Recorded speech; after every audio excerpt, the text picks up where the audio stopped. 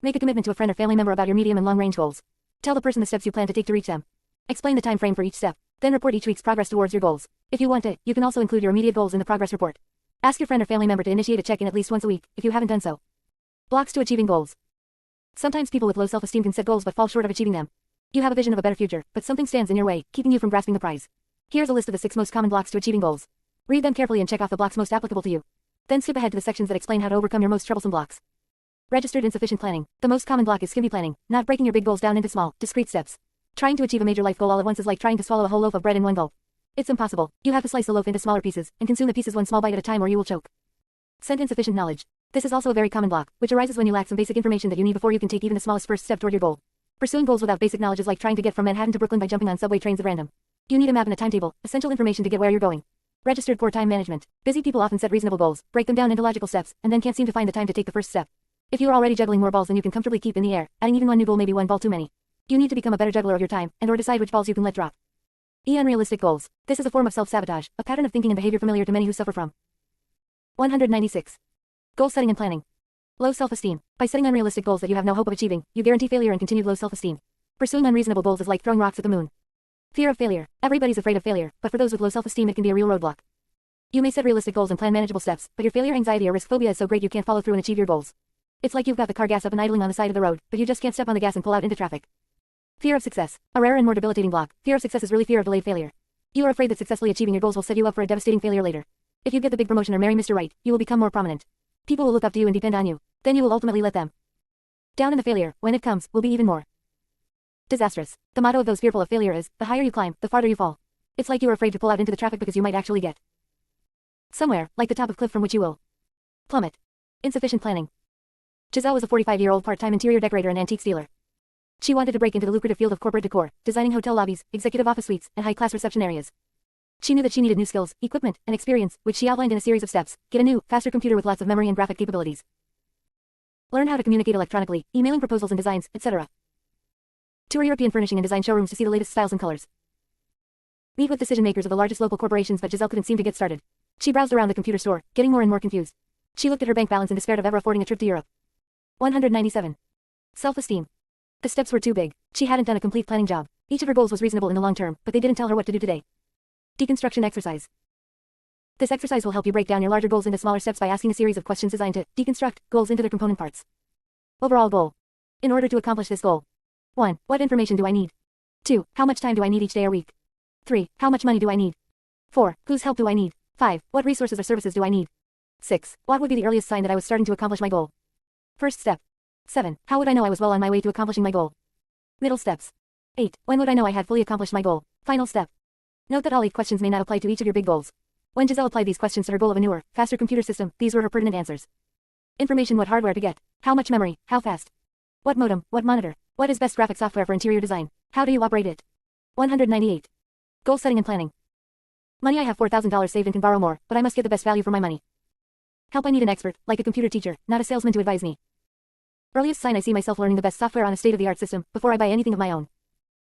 Well on the way, I see myself picking out and ordering hardware and software components, with a knowledgeable and trusted advisor at my side. Information: I need a consultant, a class, or a good book.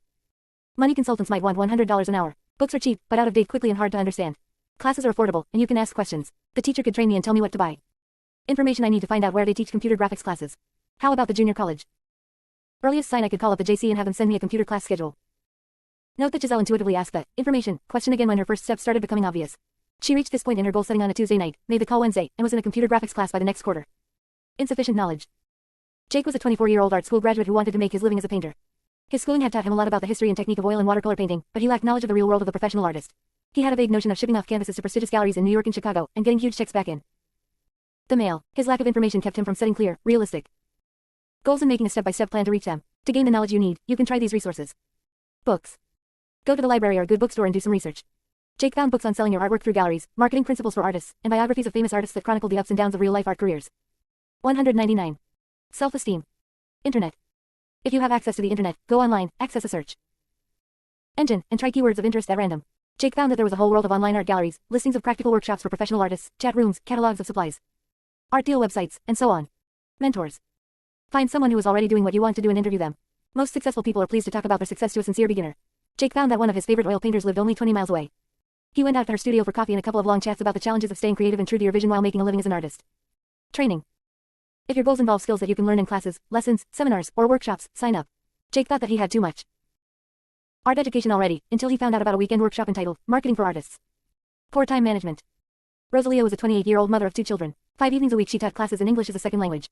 Her husband worked days at a restaurant supply house. Their 7-year-old girl was having trouble keeping up in 2nd grade, and their 5-year-old boy was due to start kindergarten. Rosalia really wanted to homeschool her children. She had a low opinion of the local public schools, plus strong theories about early education, family values, and her Hispanic cultural traditions. Rosalia took her daughter out of school and tried to homeschool both kids. But she had a hard time getting everything done. Her regular teaching work, her kids' curriculum materials, tests and reports to the school district, the housework, keeping the cars running, the dog cared for, snatching a few moments with her husband, squeezing in a movie or a weekend trip. She got run down and discouraged. Rosalia needed to learn the 3 rules of good time management. 200. Goal setting and planning. Prioritize. Write down all the roles you play in your life, including the new roles implied by your goals for the future. Then rank these roles, starting with 1 for the most important, followed by 2 for the second most important, and so on. Here's Rosalia's list: mother, wife, homeschool teacher, English teacher daughter, Catholic reader Chicana, O, X, N, G, traveler, E tennis player, underscore, pianist, underscore N, Red Cross volunteer, maid, 14, repair girl, underscore W. And now the hard part: cross out the roles that you are going to have to eliminate or downplay in order to fulfill the higher priority roles. Rosalia realized that she would be doing a lot less church work, Red Cross work, tennis playing, traveling, and piano playing. Also, she would have to lower her standards for household clean, linens and repair, or get someone else, like her husband, to take up the slack. As for time-wasting habits like daydreaming, chatting on the phone with her sister for hours, or watching TV talk shows, forget it. Make to-do lists.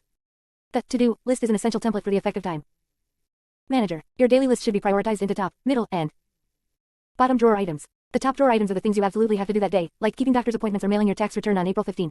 The middle drawer items are slightly less important, but they really should be done today, or tomorrow at the latest, like finishing your resume or working on your novel. The bottom drawer items are the least important items. 201. Self-esteem. The ones like defrosting the refrigerator or giving the dog a bath. They should get done sooner or later, but later is okay. Rosalia made sure that she had at least 1 or 2 top drawer items each day. For instance, she planned an educational game or outing for her kids on each home instruction day. In addition, she made sure that her schedule left her time for dinner with her husband and an occasional visit to her mother. Middle drawer items like teeth cleaning and fixing the roof over the back porch got put off for a couple of months. The bottom drawer items like planting bulbs in the fall and getting the piano tuned never happened. She felt mild regret about the little stuff, but higher self-esteem overall because she was keeping up with her big goals of homeschooling and a close family life. Say no. Most time management plans are eventually undermined by the demands that others place on your time. You have to stifle your tendency to automatically agree to do things just because other people want you to drop everything and do their bidding. This doesn't mean you have to turn nasty and uncooperative and make everyone hate you. It just means that you have to ask yourself, is this a reasonable request? Is this a high priority for me? Can I agree in part, do less, or otherwise satisfy this person in less time? Rosalia found that she had to say no to her sister's invitation to go to a dog show, no to the Red Cross volunteer coordinator's plea for more hours, and no to her book club when they wanted her to host more than her share of meetings. Unrealistic goals. Herb was a 58-year-old nursery owner who had been divorced for 18 years, had no current girlfriend, and was feeling lonely. He set a goal for himself of finding a woman with whom he could settle down. His ideal woman was 35 to 45. Slim, petite, dark-haired, graceful, artistic, into plants and nature, music lover, good cook, and tolerant of his crusty bachelor lifestyle. Herb liked to get up around 3 or 4 in the morning, brew up a strong pot of coffee, read the paper, and work on landscape designs on his computer until the sun came up. Then he got to work in the nursery and the greenhouse until about 10:30, when he'd have a big 202. Goal setting and planning. Lunch and take a 2-hour nap. Around 1 or 2 he'd go back to work for another few hours, knock off for a quick dinner, and fall asleep in front of the TV around 8 o'clock. Herb was an organized guy, so he broke his goal down into manageable steps and got into action. He asked all his friends and acquaintances to set him up with single women. He put ads in the personal column of the paper and made a few dates for coffee with the women who responded. He accepted invitations to parties, which he didn't really want to attend, hoping to meet somebody. But his dates never worked out. The women were too old, too heavy, too intolerant, or if they appealed to him, he didn't appeal to them. Herb's problem was unrealistic goals. Although he was a please and creative, interesting fellow, he was too short, too fat, too weather-beaten and too slovenly to attract women younger and fitter than himself. His lifestyle and schedule were too odd and inflexible for the average woman to accept or accommodate. Herb got nowhere until he ran through this checklist of criteria for reasonable goals. What are the odds? Knowing what you do of human nature, your own personality, the way the world works, and probability, what are the odds against you achieving your goal? 1,000 to 1. Underscore 100 to 1. 10 to 1. 2 to 1 L. Even. Better than even. You need a better than even chance of achieving your goal, or it is not realistic. If your chances are 50-50 or worse, you are setting yourself up for failure. Herb finally realized that without changing his requirements in a woman, he would probably have to run through over 200 applicants before he'd realistically find a match. That's a lot of personal ads and coffee. He had to do something to better the odds or he'd ruin his kidneys. Do have or can get the prerequisites. Many goals have prerequisites that you may lack. You may not be tall enough to play professional basketball, young enough to get 203. Self-esteem. Into medical school, ruthless enough for big business, or experienced enough to land a particular job. Herb realized that he could acquire some but not all of the prerequisites to attract the kind of woman who met his criteria. He could lose weight, get a haircut, buy nicer clothes, and keep more normal hours. But he couldn't make himself younger or taller. Is this my goal or somebody else's? This is a two-pronged question. First of all, is this a goal that you want for yourself, or one that someone else wants for you? 4. Instance, you may want to become a doctor or lawyer or engineer. Because your father or mother is one and always expected you to become one too. That's not a strong enough reason to see you through years of schooling and personal sacrifice. It must be your goal too, in your heart of hearts. The second prong of this question concerns who is going to accomplish the goal. If your goal is for your husband to stop drinking, that's his goal, not yours. If your goal is for your son to finish high school and get into college, that's his goal, not yours. You need to formulate your goals in terms of what you can reasonably do yourself, as your own agent. Don't put goals in terms of other people's behavior. You can plan to attend Al-Anon meetings and to move out of the house if your husband continues to come home drunk. Those logical steps are within your power. You can plan to hire a tutor for your son, provide a quiet room to do homework, and not plan family trips that will cause him to miss school. That's within your power, but you can't graduate high school for your son. Herb realized that part of his frustration and resentment was that he expected that some wonderful woman ought to fall in love with him, that he was somehow entitled to a mate, and that she was being derelict in her duty by not showing up in his life. He was setting his goal in terms of another's behavior, in this case, another person he didn't even know yet. Herb finally revised his ideal woman to include someone his own age, of equal crustiness and imperfection, whom he would have to accept and adapt to. He and Darla have been married for a couple of years now. Fear of failure. Jerry was a 39-year-old medical technician who had worked in the blood and urine test lab of a large HMO for 204. Goal setting and planning. Years. She wanted to advance in the organization and get a better job, perhaps in radiology or the ultrasound clinic. However, whenever a better job was posted, she ultimately decided not to apply. I'm not really qualified, she would tell herself, or, too much responsibility, or, I couldn't work for that woman. Jerry was plenty qualified for a number of good positions over the years, but fear of failure held her back. She was afraid that she couldn't handle new tasks and new people and would be a horrible flop. The way to overcome fear of failure is to systematically assess the actual risk of failure. The following form will help you determine the worst that could happen, assess the possible damage and coping strategies, and reduce your fear of failure to a reasonable level. Risk assessment. Describe the failure you fear. What do you tell yourself about this event that increases your fear? Rate the strength of your fear on a scale from 1 to 10, 10 being the most fear. Rate the probability of failure from 0 to 100%. Assuming the worst happens, predict the worst possible consequences. Possible coping thoughts. Possible coping actions. Revised prediction of consequences. Re-rate your fear from 1 to 10. What is the evidence against the worst possible outcome? What are some alternative outcomes? Re-rate your fear from 1 to 10. Re-rate the probability of the feared failure. Here's how Jerry filled out her risk assessment form. 205. Self-esteem. Risk assessment. Describe the failure you fear. Failing in a new job. What do you tell yourself about this event that increases your fear? It's too hard. I'll screw up. Better not take the chance. Rate the strength of your fear on a scale from 1 to 10, 10 being the most fear. 9. Rate the probability of failure from 0 to 100% _75% assuming the worst happens. Predict the worst possible consequences. I apply for a new job, get it, then do so badly that I kill somebody and they fire me, and I never work again and die broke. Possible coping thoughts. I haven't killed anybody yet. They always have training periods, mentors, and probationary reviews so you won't get too far off track. Possible coping actions. Ask my old supervisor for my old job back. Tell the new supervisor I'm nervous and need all the extra training I can get. Revised prediction of consequences. I might do okay and not lose the new job. Even if I did, I might get my old job back. Re-rate your fear from 1 to 10 _5. What is the evidence against the worst possible outcome? People change departments all the time without screwing up or getting fired. What are some alternative outcomes? I might not get the first job I try for, and I'd be no worse off. I might do well and have a better job. I might do poorly and have to go back to what I already know how to do. I might have to find a job in another hospital. Re-rate your fear from 1 to 10 _3. Re-rate the probability of the feared failure _10%. Jerry went on to apply for and land a job in the radiology department, in which she excelled, was rapidly promoted, and came to feel at home. 206. Goal setting and planning. Fear of success. Margot was a 63-year-old retired postal worker. Her husband had died 5 years before, her kids were grown, and she wanted to see the world and meet some interesting people before she died. She had the time, enough money, and pretty good health, but 3 years after retirement she was still at home, seeing unfamiliar cities and countries only in travel magazines. Some other women her age were flying to Las Vegas with the church group, busing to Yellowstone Park on geology tours, even taking walking tours of the English Lake District. Margot almost went on that Lake District tour. She could see herself walking from inn to pub to churchyard, peering at nightingales through binoculars, eating shepherd's pie, and making grass rubbings in the company of some spry gentlemen from Indiana. But she knew it wouldn't work out in the long run. She would get homesick, or sprain her ankle, or violate some old-world English custom and look like a complete Yankee rube. The spry Midwestern gent would make advances and she'd fall apart in a panic. Or they'd start a romance and he'd find out what an ordinary nobody she really was and dump her in some British backwater. She'd better not try to pull off something so ambitious. That was for other people, not her. Why would anyone be afraid of success? Everybody wants to succeed. It may seem paradoxical, but many people with low self-esteem feel a sense of shame deep down that leads them to avoid success at the same time they are seeking it. They want the good things of life but don't feel somehow that they deserve them. If they do achieve some success, they fear that it will just set them up for a bigger fall later. They will become prominent targets for other people's envy, or others will come to depend on them and they'll crumble under the responsibility. If you have set reasonable goals, broken them into simple steps, aren't afraid of failure, have the knowledge and time management skills you need, in short, have done this goal-setting thing perfectly, and yet you are stuck, then consider that you may be afraid of success. What's happening is that your pathological critic is still down there in the dark whispering the debilitating litany of shame. You can't do it. You don't deserve it. Who do you think you are? It's not worth the risk. Don't set yourself up for disappointment. You need to return to the early chapters on the nature of the pathological critic, the methods of quieting him or her, and talking back. Margot was not able to sign up for next year's Lake District. 207. Self-esteem. Tour until she had composed and rehearsed several mantras to bring her pathological critic back in line. I deserve the good things in life. I am a vital, competent woman. I can go where I want and do what I set out to do. I can handle minor setbacks without falling apart. When in doubt, move. 208. 12. Visualization. Visualization is a powerful, proven technique for refining your self-image and making important changes in your life.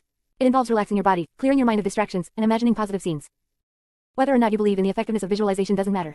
Faith in the technique may help you achieve results faster than a non-believer, but faith isn't essential to the process. Your mind is structured in such a way that visualization works no matter what you believe.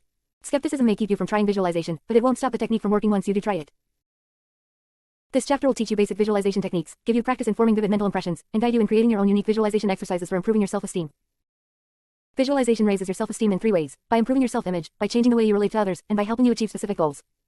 Improving your self-image is the first and most important step. If you currently see yourself as weak and helpless, you will practice visualizing yourself as strong and resourceful. If you tend to think of yourself as unworthy and undeserving, you will create scenes in which you are obviously a valuable, worthy individual making an important contribution to your world. If you consider yourself sickly, accident-prone, and depressed, you will counter this belief with scenes of yourself as a healthy, careful, cheerful person. Self-esteem. The second step is to use visualization to change how you interact with others. You visualize scenes in which you are outgoing, assertive, friendly, and so on. You see yourself in satisfying relationships with your family, your mate, your friends, and your fellow workers. You imagine yourself forming new relationships with interesting, positive people who find you interesting and positive in your own right. Third, you can use visualization to achieve specific goals. You imagine yourself getting that raise, finally earning that important degree, moving into that particular neighborhood, excelling in your favorite sport, making a real difference in your world, in short. Being, doing, and having what you want in life. Why visualization works. The chapter on handling criticism contains a metaphor that will help explain why visualization works. According to this metaphor, people experience reality indirectly, as if they were watching a TV screen in their heads. They don't experience the world as it really is, they can only see what's on their screen. And what's on their screen is determined to a large degree by the power of imagination. This means that your mind and body react in much the same way to imaginary experiences as to real experiences. In particular, your subconscious mind seems to make no distinction between real, sensory data and the vivid sense impressions you conjure up during a visualization exercise. For example, if you imagine yourself freely mixing at a party, you will get a boost of confidence nearly equal to actually going to the party and successfully interacting. And the imagining is easier, since you're totally in control and experiencing less anxiety. The affirmations you will include in your visualization serve as conscious, positive correction to the negative comments of your pathological critic. They form a voiceover component to your visualization, as if you were watching a documentary with a commentator explaining what you see on the screen. Acquiring visualization skills is simply a matter of learning how to do consciously what you already do subconsciously. You already create, edit, and interpret what you see on your screen. If you have low self-esteem, you probably create scenes in which you are the underdog, edit out any compliments, and interpret much of what you see as evidence of your inadequacy. 210. Visualization. You can replace much of this subconscious negative propaganda with visualized scenes in which you are the hero, you receive well-deserved compliments, and you perform competently. In the process of learning to form vivid mental images, you will also sharpen your ability to perceive reality accurately and observe yourself with more detachment and objectivity. There's another way of understanding why visualization works so well to change your behavior and your image of yourself. Consider visualization as a method for reprogramming the way you make simple decisions. Every instant of every day you are faced with tiny, mostly unconscious decisions. Should you turn right or left? Have toast or a muffin? Call up Jan or put it off? Have another piece of pie or skip it? Wear your seatbelt or ignore it? Run the yellow light or stop? Join the group by the water cooler or the people at the coffee machine? Visualization reprograms your mind to recognize and choose the slightly more positive of any 2 choices. Over time, the sum of thousands of tiny positive choices is higher self-esteem and a lot more happiness. This programming of your automatic decision-making is nothing new. You do it already, but if you have low self-esteem, you do it in reverse. You visualize and subsequently choose the negative path. You see yourself as unworthy, and so you expect and choose to lose. To be rejected, to be disappointed, to be depressed, to be anxious, to be assailed by doubt and insecurity. You take the second piece of pie even though you are overweight. You are angry at yourself, so you don't wear your seatbelt and you try to beat the yellow light. You gravitate toward the negative people, the painful situations. Visualization can change all this. You can use it to give a conscious, positive nudge to what has heretofore been an automatic, subconscious, and negative process. You can reprogram your choice-making apparatus so that you choose to win, to be accepted, to have your expectations met, to be positive, to be relaxed, to be bolstered by hope and confidence. You can reinforce your positive tendencies so that you turn down the fattening pie. You can appreciate yourself enough to wear the seatbelt and stop taking foolish chances. You can gravitate toward the positive people and emotionally healthy situations in which you have a chance to grow and succeed. Imagine a school of fish, darting left and right, up and down at random. All exert the same energy to get nowhere in particular. If you could become a consciously programmed fish, you could get somewhere you want to go, without exerting any more energy than before. 211. Self-esteem. Visualization exercises. Step 1 in visualization is to get relaxed. The most effective visualizing happens while your brain is producing alpha waves, which can only happen when you are in a state of deep relaxation. The relaxed alpha state is one of heightened awareness and suggestibility. Do your visualization exercises twice a day. The best times are just before falling asleep at night and upon awakening in the morning. You are particularly relaxed and in a suggestive frame of mind at these times. First session. Sit down in a chair that supports your head, or lie down on your back in a quiet place where you won't be disturbed. Make sure you're not too warm or too cold. Close your eyes. Take a deep breath, letting the air slowly fill up your lungs so that your chest and stomach both extend. Let the air out slowly and completely. Continue to breathe like this, slowly and deeply. Focus your attention on your feet. As you breathe in, notice any tension in your feet, and as you breathe out, imagine the tension flowing away. Your feet feel warm and relaxed. Now focus on your calves, shins, and knees. As you breathe in, slowly, notice any tightness in these areas. Let the tension ebb away as you slowly exhale, sinking into relaxation. Move your attention up to your thighs. Breathe in and become aware of any tension in the large muscles of your upper legs. Exhale and let the tension flow away. Now notice any tightness in your buttocks or pelvic area as you inhale. On the exhale, let this tightness loosen and dissolve. Now notice as you inhale whether you are carrying any tension in your stomach muscles or your lower back. As you breathe out slowly, let any tension relax. Breathe in slowly and notice any tightness in your chest or upper back.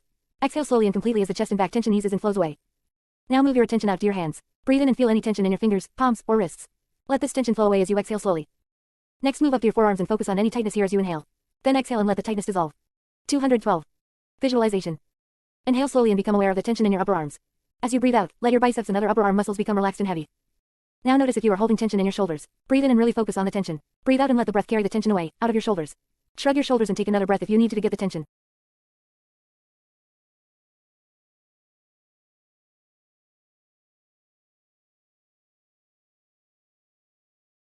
Shrug your shoulders and take another breath if you need to get the tension out of this area, which is often very tight. Move up to your neck and feel all the tension there as you inhale.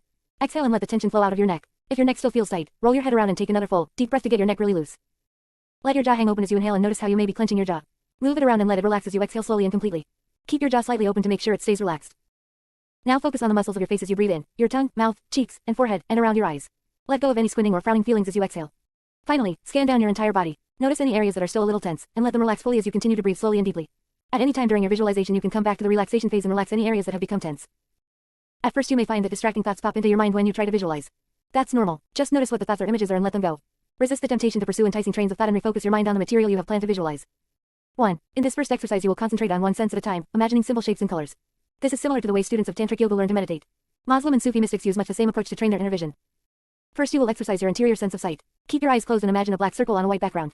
Make the circle perfectly round, perfectly black. Make the background as bright and perfectly white as you can. Move your interior vision around the circle, seeing the perfect roundness of it, seeing the sharpness of the dividing line between the black and the white.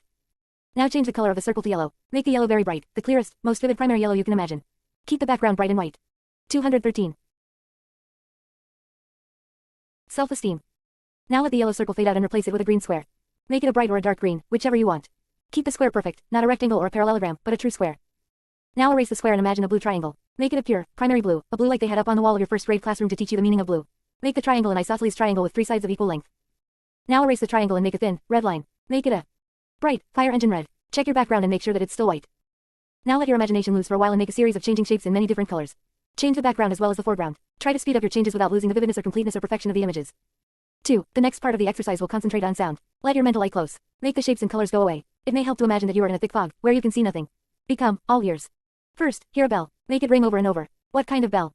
Is it a church bell, a doorbell, a dinner bell, a ship's bell, a desk captain's bell, a cowbell, or what? Now hear a siren, far away, like a fire engine half a mile in the distance. Bring it closer, louder and louder, until you almost have to put your hands over your mental ears. Hear it scream past you. Hear the Doppler effect that makes it seem to get higher in pitch as it approaches, then drop in pitch as it passes you. Hear it fade away again in the distance until it can't be heard any longer. Now hear the ocean crashing on a rocky beach. Hear the crash of the waves as they break far out. Hear the rumble and crunch as the white water piles up against the rocks. Hear the hiss and gurgle as the waves finally spend themselves on the sand and gravel of the shore. Throw in the cries of some seagulls. If you've spent your life in a landlocked area, imagine the sounds of a creek swollen with spring rains, roaring, crashing, and tumbling down a rocky creek bed. Now hear the sound of the engine of a car. Start it up, race it, drive it up a steep hill and hear it labor. Hear it cough and sputter as you run out of gas. Now listen carefully and hear your mother saying your name. Hear it with tones of love, and then tones of anger. Try it with exasperation, with happiness, with sadness. Do the same with your father's voice, your lover's voice, and the voices of others in your life. 214. Visualization. 3. The next part deals with the sense of touch. Imagine that your mental fog is thicker than ever. You can't see, and you have cotton stuffed in your ears so that you can't hear a thing. All you can do is feel. Imagine that you're sitting on a hard wooden chair. Feel the back and the bottom pressing against you. Imagine that there's a hard wooden tabletop in front of you. Reach out mentally and feel the hard, square edge and flat surface.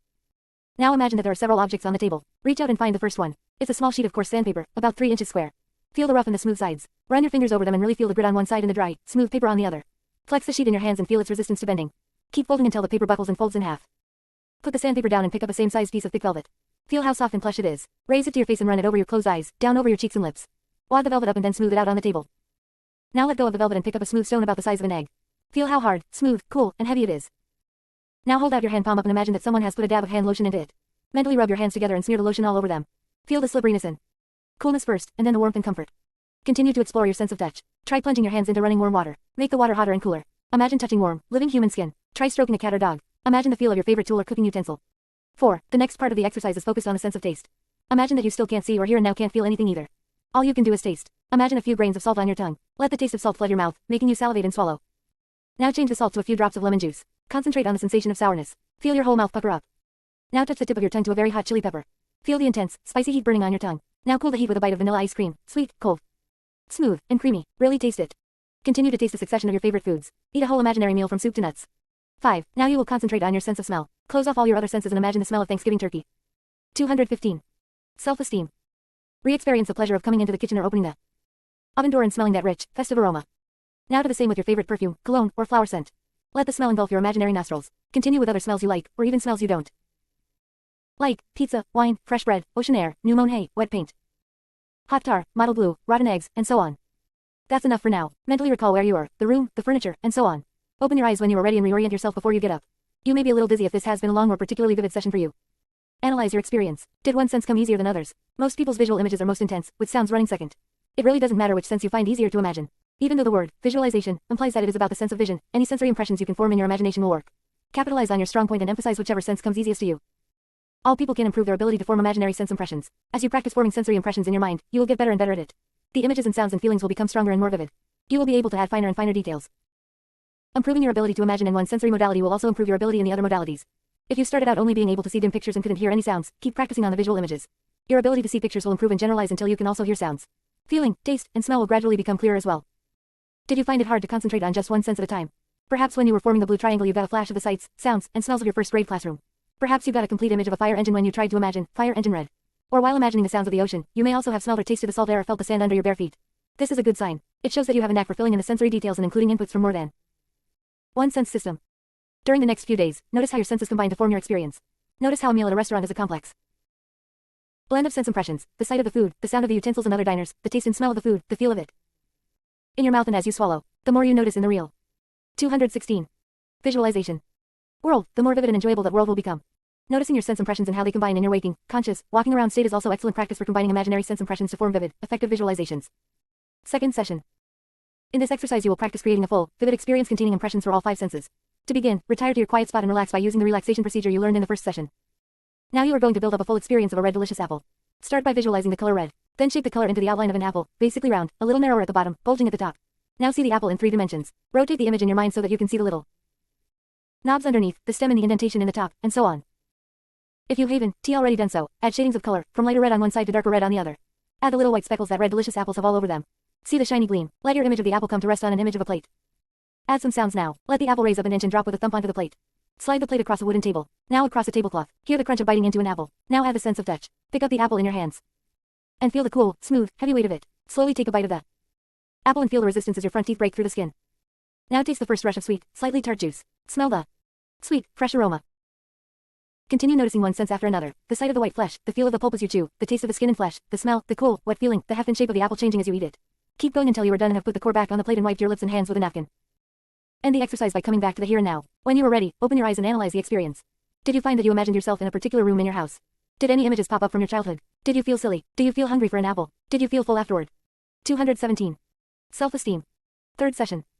The first part of this session is an eyes open exercise you can do anytime. In a full length or very large mirror, examine your face.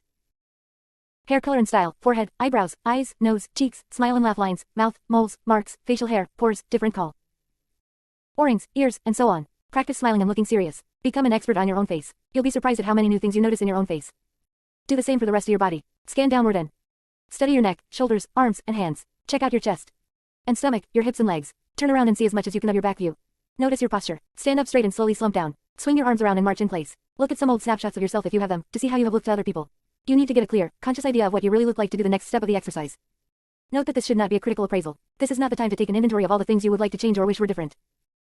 When you have become an expert on your own appearance, you can go on to the second part of this exercise. Do this part in bed in the morning, as soon as you wake up. Keep your eyes closed and make sure you are still in a totally relaxed state. Visualize yourself waking up in the morning. Feel the warm bed, see the dark of the inside of your eyelids. Hear the alarm clock. Feel the hard plastic of the clock button as you fumble to turn it off. Fall back into bed, sigh, groan, roll over and out of bed. The floor is cold against your bare feet. Look around and observe your room, furniture, belongings, doors, and windows. Get your clothes and put them on, one at a time, feeling the fabric slide over your body. See the colors. Do whatever grooming you usually do, combing hair, brushing teeth, and so on. Notice the smells of toothpaste, cosmetics, or whatever there is to smell. Notice any usual aches and pains in your body as you warm up and start moving. Make the scene as vivid and real as possible. Now remind yourself that you are actually still lying in bed. Open your eyes and get up, performing all the actions that you have just visualized. Be very aware of the actual sensations as they compare with your visualization. Make careful note of the differences, of what you missed or got wrong. 218. Visualization. Do this exercise every morning for a week, each time adding the details that you left out the day before to your visualization. You are developing your ability to image, in a way similar to a movie director learning to envision how a scene will look on camera before filming it. A week of this kind of systematic practice will greatly increase the complexity and intensity of the imaginary scenes you create. This type of rehearsal is excellent preparation for creating your personal, self-esteem raising scenes. The rules that follow will also help you form effective self-esteem visualizations. Rules for creating effective self-esteem visualizations. 1. See yourself making small, positive steps each day toward your goal. Include the process as well as the product. If you want to stop being a wallflower, you can visualize yourself leading the band or doing a stand-up comedy routine at a big party. That's okay, but you should include some other, smaller steps. Hear yourself asking a familiar-looking stranger where you have met before. See yourself walking up to someone and asking for a dance. See yourself offering to pass out hors d'oeuvres at a party as a way to mingle and meet others. 2. Visualize overt behavior. Find images of yourself doing something, rather than just looking a certain way, possessing certain abstract qualities, or having certain things. Keep asking yourself, what does higher self-esteem mean to me in terms of behavior? What would I be doing if I had it? What would my behavior look like, sound like, feel like? For example, if you want to create an image of yourself feeling good about your abilities, you need more than an image of yourself smiling. That image could mean anything. Instead, see and hear yourself volunteering for a difficult but rewarding assignment. Hear someone complimenting you on a job well done, and hear yourself calmly acknowledging the compliment without any self-depreciation. 3. Include the positive consequences of higher self-esteem. See yourself successful at work, enjoying closer and more satisfying relationships, achieving goals. 4. Include assertive, high self-esteem body language, erect posture, leaning forward to people, smiling, arms and legs uncrossed, close to people rather than keeping your distance, nodding as someone else speaks, and touching others when appropriate. 219. Self-esteem. 5. See yourself struggling a bit at first, and then succeeding. This approach has been shown to be more effective than seeing yourself as successful from the first try. 6. See yourself liking you more, not just other people liking you more. The latter follows from the former, not the other way around. 7. See yourself as not only better in the future, but also as being basically okay right now. 8. Think of self-esteem as something you have, but are out of touch with. See yourself discovering your self-esteem like a treasure lost and found again. See dark clouds clearing away to reveal the sun that was always there. Hear beautiful music emerging from static as you tune into your self-love. Feel warmth and softness as you pull on a cashmere sweater you misplaced and have just found. 9. It's helpful to combine visualization with affirmations. Say a short affirmation during and at the end of each visualization scene. The affirmation will act like an hypnotic suggestion, reinforcing the visual, auditory, and tactile messages with a verbal message straight to your subconscious. An affirmation is a strong, positive, feeling-rich statement that something is already so. Strong means that an affirmation should be short, simple, and unqualified. Positive means that it should not contain any negatives for your subconscious to misconstrue. Your subconscious tends to drop out the negatives, so that I do not dwell on the past is heard as I do dwell on the past. Feeling rich means that an affirmation should put things in terms of emotions, not abstractions or theories. Say, I love myself, instead of, I acknowledge my innate value. Statement means that an affirmation should be a declarative sentence, not a question, an order, or an exclamation. Already so means that an affirmation should be in the present tense, since that's all your subconscious understands. Your unconscious mind is timeless, making no distinction between the past, the present, and the future, all is one big now. Here are some examples of effective affirmations. I love myself. I am confident. I am successful. I do my best. I am interested in life. I am fine just the way I am. 220. Visualization.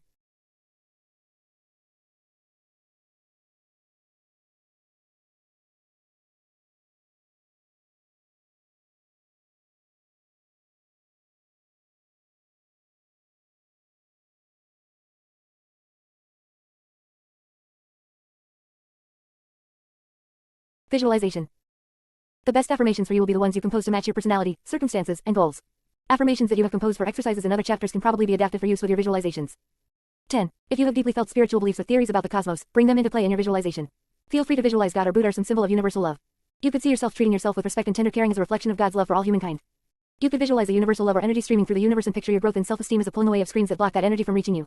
Use your beliefs in a creative way.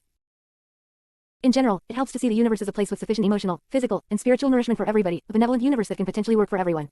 In such a universe, all humans are capable of change and improvement, all deserving of love, all with grounds for hope. Self-esteem sessions. The sample sessions that follow are guidelines only. You will evolve your own personal, idiosyncratic versions, with the specific sensory details and affirmations that work best for you. Self-Elmave session. This is the first type of self-esteem visualization you should create for yourself.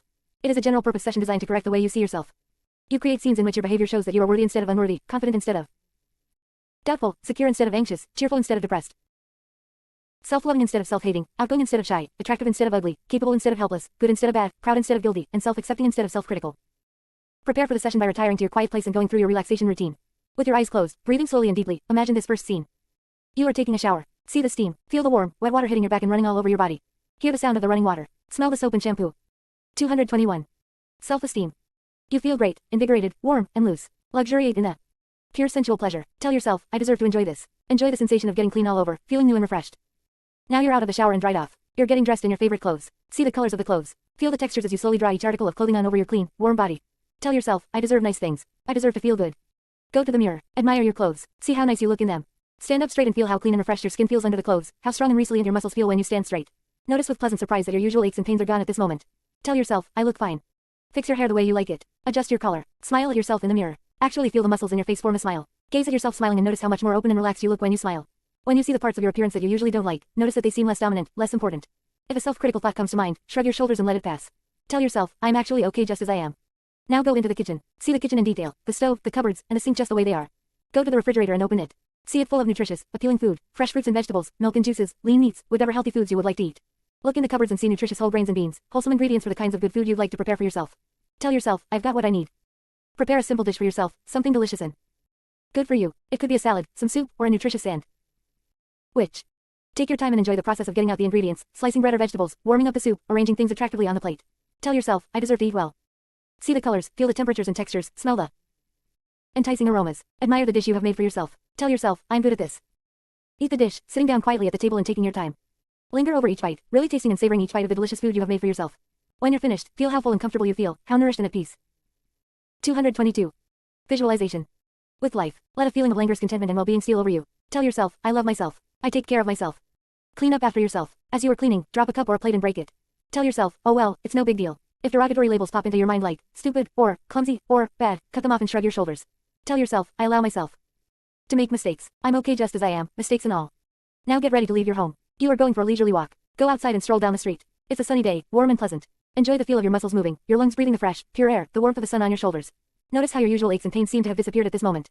Notice how bright and crisp and clear everything looks. Hear the sounds of birds, a dog barking in the distance, cars going by, music playing on a radio somewhere. Tell yourself, I can enjoy the simple things of life. See someone walking toward you, a stranger or a neighbor you recognize but don't actually know. See the stranger catch your eye and smile at you. You nod and flick your gaze downward, breaking eye contact. Feel the little flutter in your chest, the little sinking feeling or chilling jolt of adrenaline that you usually feel and call shyness or reserve. Now see another stranger approach. Again the stranger meets your eye and smiles. This time, maintain eye contact and give a small smile in return. Tell yourself, I am willing to take risks. Once more, see another stranger approach and smile at you. This time, maintain eye contact, smile widely, and say loudly and clearly, hi, how are you? Continue walking down the sidewalk. Smiling slightly to yourself. Tell yourself, I am outgoing and confident. Now get ready to end this session. Recall your surroundings. When you are ready, open your eyes and get up. As you go about your daily routine, recall this visualization and repeat your affirmations to yourself. I deserve nice things. I deserve to feel good. I look fine. I am actually okay just the way I am. I've got what I need. I deserve to eat well. I'm good at doing things. I love myself. I take care of myself. I allow myself to make mistakes. I'm okay just as I am, mistakes and all. I can enjoy the simple things of life. I am willing to take risks. I am outgoing and confident.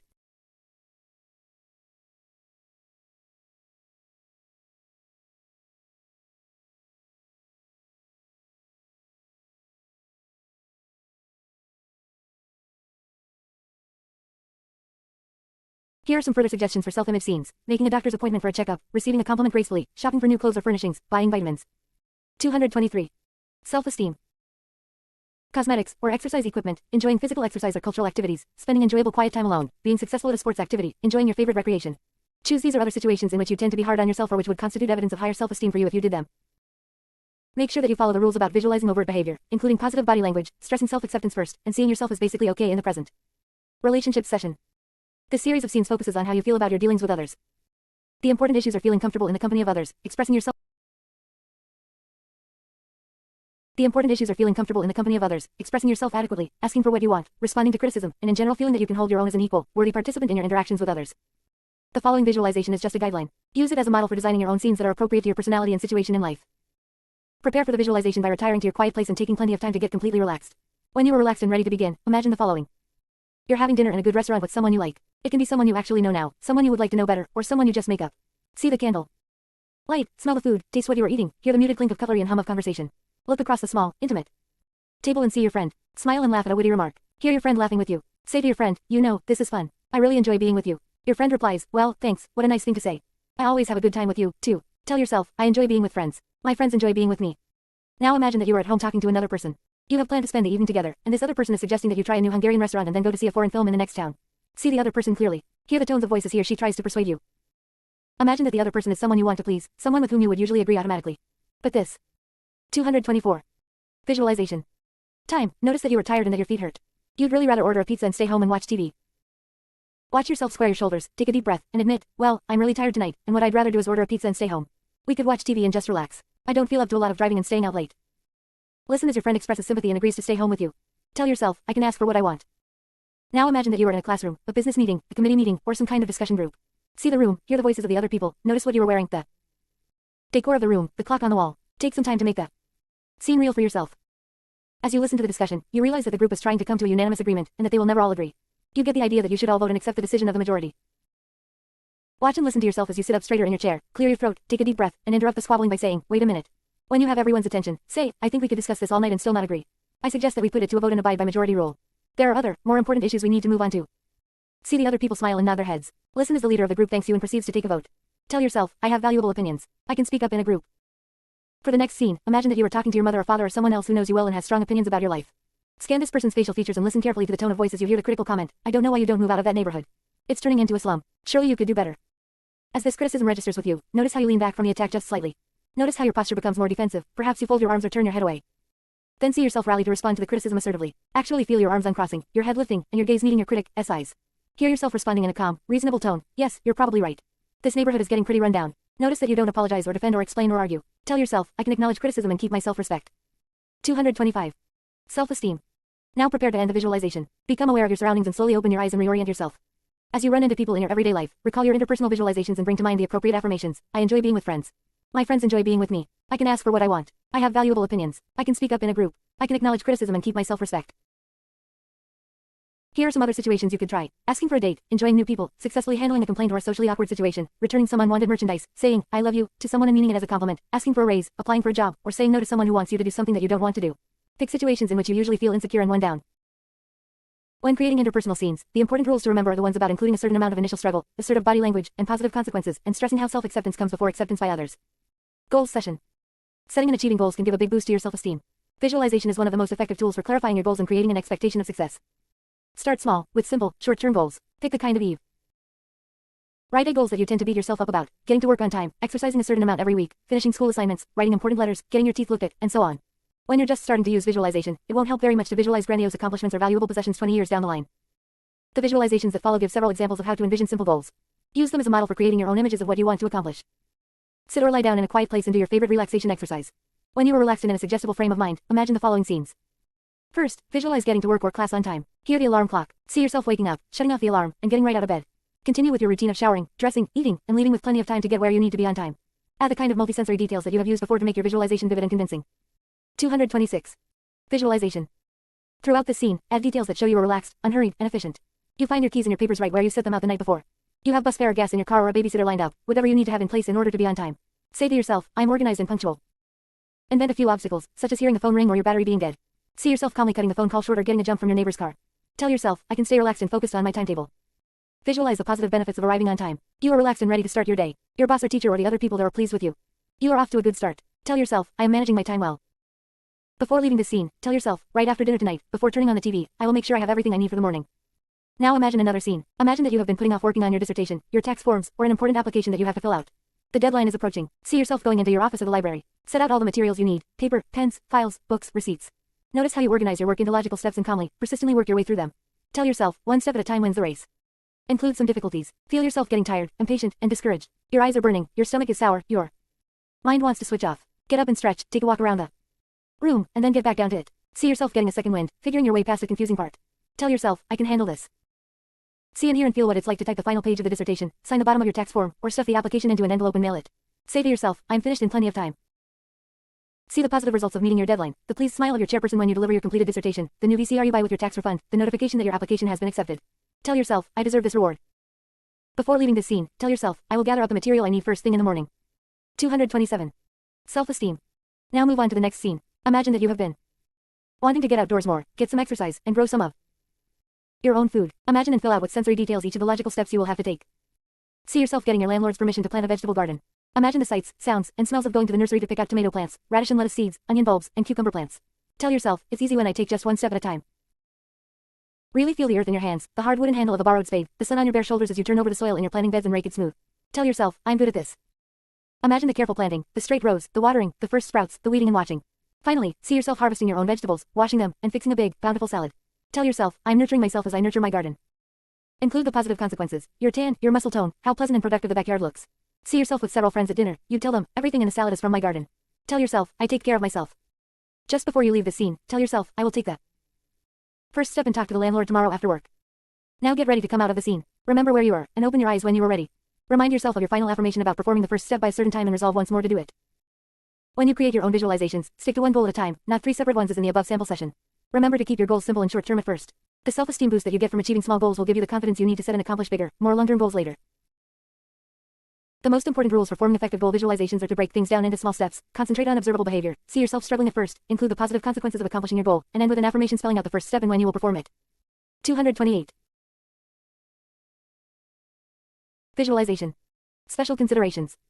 If a visualization session isn't going easily, stop and return to it later. Effective visualization is pleasant and nearly effortless. It depends on a state of relaxed receptivity. If you are too tense or preoccupied, you are better off doing something else and saving the visualization for a more peaceful time.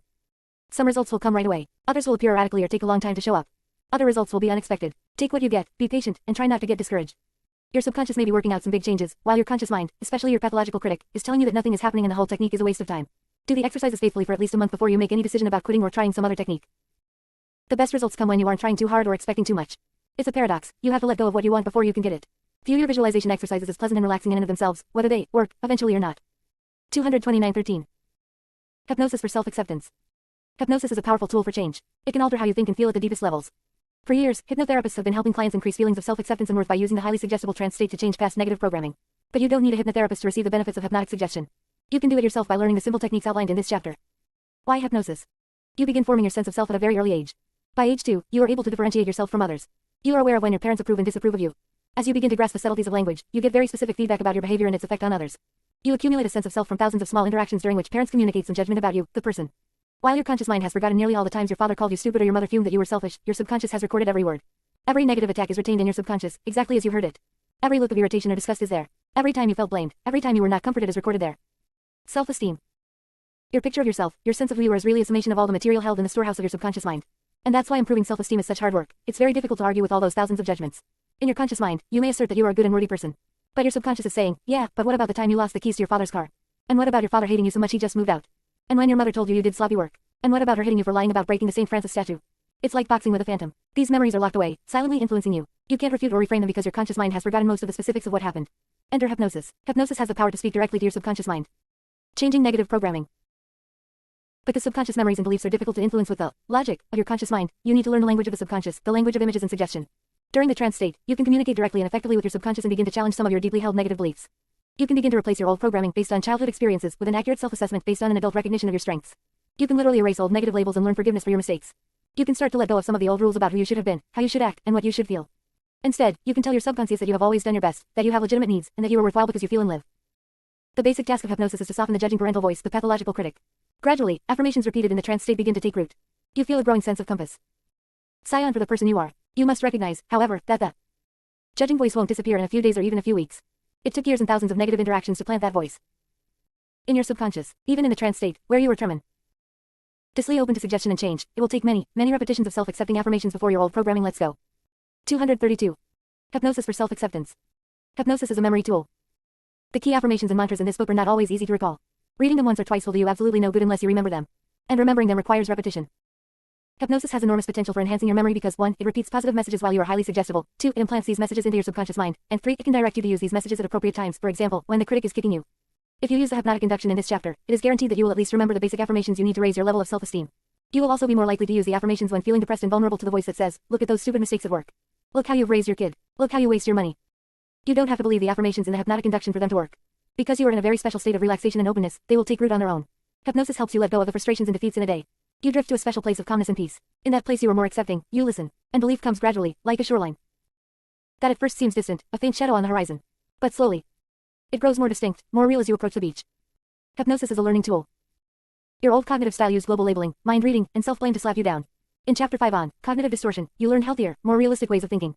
Hypnosis will reinforce a new way of thinking that doesn't use labels, doesn't blame, and doesn't assume negative judgments in the minds of others. You can learn more effectively with hypnosis because it bypasses your conscious mind. It talks to your subconscious, where hypnosis not only teaches, but also motivates you to think differently. What is hypnosis? First and foremost, hypnosis is a state that's natural for all humans and many animals. One form of hypnosis is shock, the response to trauma that cools skin temperature and minimizes bleeding while decreasing movement and breathing. But you don't need to have 233. Self-esteem. Been in shock to understand hypnosis. You have already been in a trance state many times.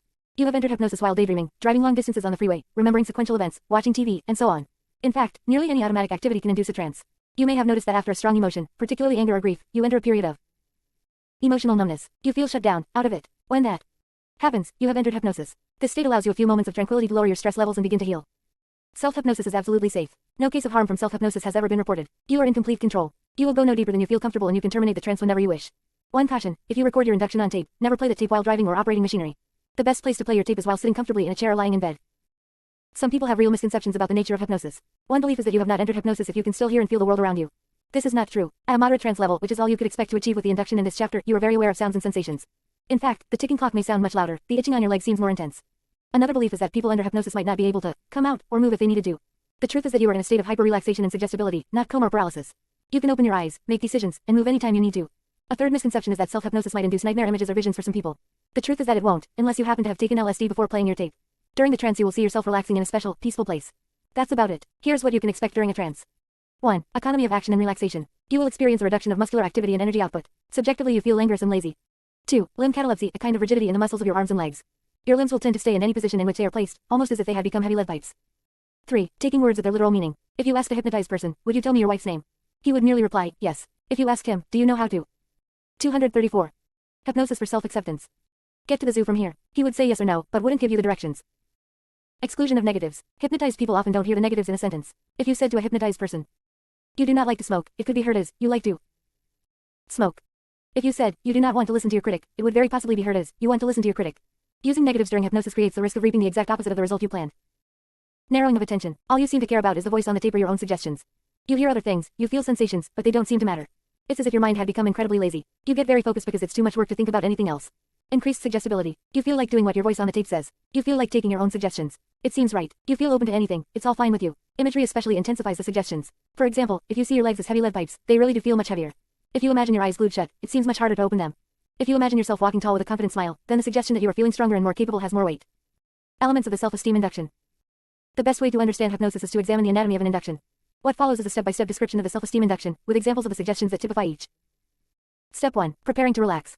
Let your eyes begin to close. And as they close, take a deep breath. A deep breath all the way down into your abdomen. Now you can begin to relax every muscle in your body. This step helps you to focus attention inside your body. As your eyes close, you begin to think about your breathing and your inner sensations. Your awareness of the outer world decreases somewhat as you start to relax. Step 2. Systematic relaxation of your body. 235. Self-esteem. Let your legs begin to feel heavy. Heavier and heavier as they relax. Heavier and heavier as they let go of the last bit of muscular tension. Your legs are becoming more and more heavy and relaxed. Like heavy lead pipes. Imagine them as heavy lead pipes. S0 heavy and relaxed. You relax your legs, arms, face, neck, shoulders, chest, and abdomen in order. As you relax every muscle in your body, you become more and more internally focused. You also become more mentally relaxed as the physiological tension eases. Step 3. Using imagery to deepen relaxation. You feel that you are drifting and drifting, floating and drifting down, down, down into total relaxation. Feeling almost drowsy, feeling peaceful and calm. The imagery suggests that you are going deeper, which facilitates the narrowing of attention. The drifting implies a weightlessness, a lightening of burdens. Step 4. Deepening the trance. And now you see a staircase. A staircase going down to a lovely, peaceful place. In a moment you'll go down the stairs, and with each step you will relax. You will relax more deeply with each step. You will count backward from 10 to 0, counting each step as you become more and more deeply relaxed. Drifting down each step, relaxing more and more deeply. 10, 9, 8, 7, 6, 5, 4, 3, 2, 1, 0. The staircase going down is standard imagery for deepening hypnosis. The count is very important, because the process of following this sequence frequently acts as the trigger for entering trance. If you are uncomfortable with the staircase image, don't be afraid to substitute. Use an elevator or escalator or a path going down, down, deep into a redwood forest. Step 5. Entering your special place. And now you come to a special place. Your special place where you feel safe and calm. Calm and peaceful. You feel totally relaxed in your special place. You look around, you notice the shapes and colors in your special place. You listen for the sounds of your special place. You notice how your body feels in this special place. 236. Hypnosis for self-acceptance. The special place is where you go for total peace and relaxation. It could be a place you've actually been, or a completely made-up place. It could be a room as a child or a dappled glade full of tall grass and wildflowers. It doesn't matter. What's important is that it works for you. The image has to evoke the desired state of calm. Take some time right now to choose your special place. Close your eyes and try to get a picture of it. See the shapes and colors. Is anyone with you, or are you alone? Now listen for sounds. If you're at the beach, hear the waves crashing, the hiss of foam as they recede, hear the seagulls calling overhead. Now notice how your body feels in the special place. Are you warm? Can you feel the sun? Can you feel the ground beneath you? The more complete your image, the more sense modalities you use to construct it: sight, sound, feel, smell, the more relaxed you will become. Step 6. Erasing negative programming. Now see a blackboard with the old negative labels you have been given in the past. See them on the blackboard. But you are a good person. A good person. You are a good person. You are fine. You are fine the way you are and you have always done the best you can. See those labels on the blackboard and now see an eraser in your hand. You have an eraser and you erase those labels from the board. You erase each one. They are gone. They are without meaning for you now. And now you write something on the board. You write your affirmation for today. You see yourself writing your positive affirmation. The blackboard image is extremely powerful. You get to literally erase the old labels that critical parents assign to you and replace them with healthy affirmations. You get to assert your worth so that your subconscious mind can gradually evolve a more positive self-portrait. Your affirmation for today refers back to chapter 4. On accurate self-assessment, where an exercise asks you to develop a new affirmation each day from your list of strengths. So at this point in the introduction you simply visualize yourself writing that brief sentence on the blackboard. You see your affirmation on the board and now you add 3 of your important strengths that make you feel good. Feel good. Feel good. You write 3 of your strengths and you feel good writing them. Again, this refers to the exercises in Chapter 4. Choose 3 strengths from your list of positive qualities before listening to the induction. Preferably, these should be one-word descriptions. When? 237. Self-esteem. You hear the suggestion to add 3 strengths to the blackboard. See yourself writing your pre-selected items. Step 7. Disarming the critic. And now you know you can let go of your critic. You no longer need the critic. The critic always lies and you reject him. You reject your critic. The critic has cost you too much. And now you see what B has cost you. This segment of the induction refers back to the Chapter 3 on disarming the critic. It encourages your subconscious to push away the voice of the critic, to disown him. It reminds you that you have other ways to meet the needs your critic meets. You no longer need him. The critic has cost you too much refers to the exercise where you listed the toll your critic takes on work, relationships, and your level of well-being. See what he has cost you is your cue to remember one of the items from that list. As with other inserts, it helps to select this item in advance. Step 8. Letting go of shoulds. You are letting go of your unhealthy shoulds. You are letting go of rules that no longer fit you. You are letting go of the rules that hurt you. This harkens back to Chapter 7 on shoulds. The basic message to your subconscious is that your shoulds must fit the unique person you are. The rules you live by must enhance your life. They must be good for you, and they must lead to positive outcomes. You are letting go of shoulds that don't fit. You reject them. Step 9. Creating compassion. You are kind to yourself. You are a good person. A good person. You are worthwhile because you live and feel. You are a unique and valuable human being because you live and feel. And you feel warm and loving toward yourself. The message here comes from Chapter 6 on compassion. Your worth does not depend on what you do, on your behavior. Your worth comes from being alive. You are aware and you feel, and that is enough to make you valuable. It would be very hard to convince your subconscious of this message with rational argument. You have years of programming that makes your subconscious believe the opposite. However, by repeating this message in a trance state, you can directly influence your subconscious toward a different sense of self. 238. Hypnosis for self-acceptance. Step 10. Revising old projections. People see you as a good person, a worthwhile person. Those who fail to see your worth have something on their screen that keeps them from seeing the good person you are. When people really see you, they see you as a good person. One of the ways you've suffered in the past is to mind read that others are reacting negatively to you. You project that they are judging you as stupid, selfish, ugly, and so on. You imagine that everyone is your critic, seeing you in the same harsh light. The suggestions in Step 10 remind your subconscious that you are a good person and that other people see you that way. Refer to the metaphor of the TV screen introduced in Chapter 9 to reframe any rejection you suffer as a perceptual failure on the other person's part. Step 11. Accepting mistakes. You know now that you are free to make mistakes. It is fine to make mistakes. You do the best you can. You always do the best you can within the limits of your awareness. Within the limits of what you know at any given time, you do the best you can. You love yourself, mistakes and all. You are a good person. You learn from your mistakes and you are free to make them. One of the main issues raised in Chapter 8 on handling mistakes is that everyone does his or her best at any given moment in time. You make the best decision you can based on what you know, what you need, your history, the strategies you've learned to solve the problem. If your awareness were different, you might make a very different decision. But with your current awareness, you always make the best available choice. The suggestions in this step also implant in your subconscious the affirmation that you accept mistakes, that you do not expect perfection. This is enormously important, because perfectionism and the fear of error are major impediments to improving self-esteem. Step 12. Post-hypnotic suggestions. Today you like yourself more than yesterday, and tomorrow you will like yourself more than today. And tomorrow you will feel able to believe more of the positive about yourself. You will remember more and more of the positive about yourself. The object of a post-hypnotic suggestion is to accelerate positive change in the future. You are already in a suggestible state. This is the perfect time to suggest ways you will continue to feel better about yourself after the trance is over. 239. Self-esteem. Step 13. Coming up suggestions. In a few moments you will count back up from 1 to 10. You will come all the way up feeling alert, refreshed, and wide awake.